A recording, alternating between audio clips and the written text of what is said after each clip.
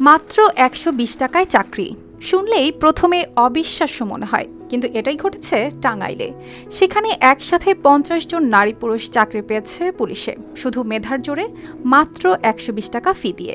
আমার অনেক ভালো লাগতেছে, মাত্র ১২০ টাকার বিনিময়ে চাকরি পাইলাম। আমার আপু একজন কৃষক, অনেক ভালো লাগতেছে।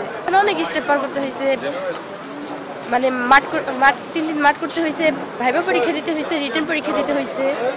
সব পরীক্ষায় উত্তীর্ণ হওয়ার পর আজকে আমরা এখানে আসছি। নিয়োগ কমিটির সভাপতি পুলিশ সুপার মিজানুর রহমান নিজ হাতে ফুল দিয়ে বরণ করেন নতুন নিয়োগপ্রাপ্তদের। মিষ্টিমুখ করানো হয় সবাইকে। পুরো অনুষ্ঠানটা যেন আনন্দের উৎসব হয়ে ওঠে। শুনতাম যে পুলিশের চাকরির জন্য নাকি ১২-১৩ লাখ টাকা ঘুষ দিতে হয়, কিন্তু এখন আমি নিজে চাকরি করতে এসে দেখলাম যে ১২০ টাকার বিনিময়ে আমি পুলিশের চাকরি পেয়েছি। আর এখন আমি খুব খুশি যে নিজের স্বপ্ন পূরণ করতে পেরেছি। খুব ভালো লাগতেছে চাকরি পেয়ে।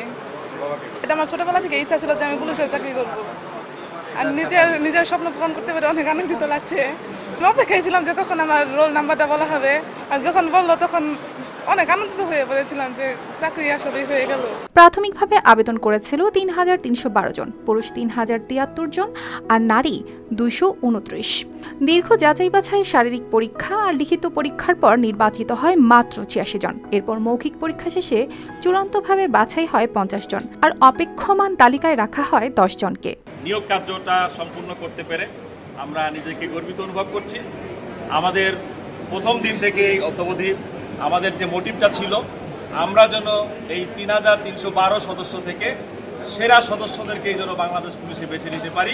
বিশ্বের সর্বাধুনিক প্রযুক্তিতে প্রস্তুতকৃত Arik silver wash detergent powder ৫০০ গ্রাম মাত্র ৭০ টাকা। রিমার্ক।